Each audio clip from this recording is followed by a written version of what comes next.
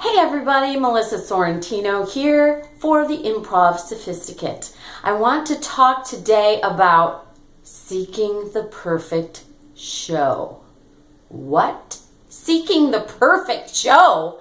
Aren't we all seeking the perfect show? Isn't that really what's going on in your brain pan? Well, for me, it's not. And for the more like seasoned improvisers and people who truly fell in love with improv for what it really is, although, it's morphing and changing into something else as the years are passing by. But the original pure improv concept is spontaneity.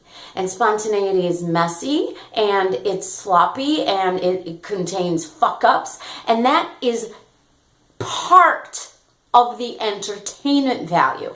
So, if you're seeking the perfect show, it won't be perfect unless it includes mistakes and fuck-ups, because that's part of what makes the perfect improv show for the audience. So, if you're looking to have improv and have it come across like it as though it was written and that's your goal, that's cool and that's fun. But part of what's fun about that for the audience is that they're watching that happen, and then they're watching a mistake, and then they're watching how you smooth it over, and then they are kind of like, how did that happen? That, somebody baked a cake, but then they dropped it on the floor, but then it turned out that the floor was God, and that was a way that they worship their deity. I mean, it's like, what? So anyway, so you're looking for the perfect show. Here are some detriments to seeking perfection in improv. You got different people on the stage, and each one of them is going to have a different concept of perfection. Scene wipe. You have different genres, tones, moods, flavors, types, styles, and you yourself could at 7 p.m. be in so and such a mood, and at 8 p.m. be in so and such a mood, and your concept of what's perfect for that mood or for that audience or for that theater or for that form is going to be different. Scene wipe. Now, one thing that I think is the most important thing about not seeking the perfect show is the spontaneity concept. I knew a person who was not an improviser, just a regular civvy, living her life, working in a normal grown-up environment as an adult, got married. It was her second marriage and second wedding. So she's talking about the wedding.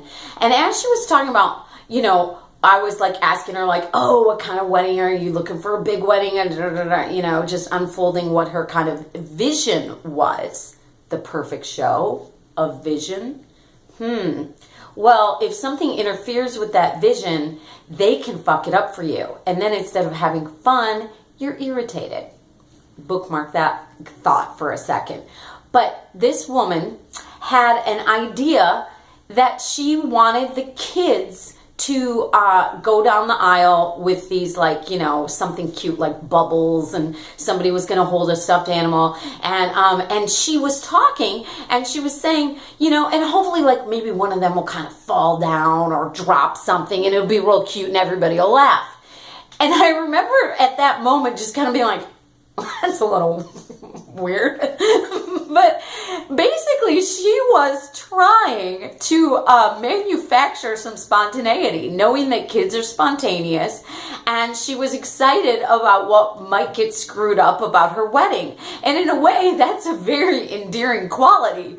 But I went to the wedding and the kids didn't drop anything, and it was not a funny wedding. It was very serious. Nothing really spontaneous happened, and it was just a really somber, kind of like serious, what's the word? It was very peaceful, but it was like peaceful even to the point of somber. And I think the kids' moms really gave them kind of like a rundown of exactly how to do it. And they did. They had these bubble things, like little cute things. And, one kid was holding a stuffed animal and just like walking with it. And it was, everybody kind of was like, oh, but it was not funny or silly. And in fact, it turned out that the bubbles kind of looked weird because they were like out of place. It didn't really go with the rest of the style of the wedding. It was very sophisticated. You know, it was, it had a beautiful backdrop that was outside with some water. And it put like, you know, and they played like classical music. And then these kids came out with these bubbles and you were kind of like, okay, you know. So I don't know that that was the perfect show for this woman or not the perfect show, but the point is you can't try to manufacture spontaneity, except you can create a setup for it. She did a good job creating a setup for it, but it just didn't happen. And in a way, that was the spontaneity. She was disappointed. She talked about it afterwards. She was disappointed generally. That's a whole story about that particular individual. But talking about doing the perfect show is, it's just not something that I think presupposes the concept of improv. When you walk in, I think you should walk in ready to make mistakes.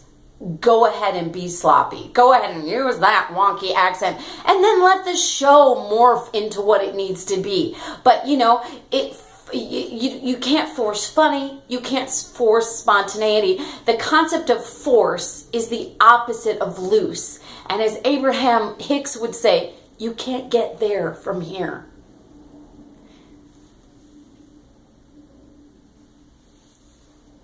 What do you think? I think that was a perfect video. I kept it under 10 minutes. My hair looks really smooth and great. My lipstick didn't get on my teeth, I don't think. Yeah, that was the perfect video. Bye.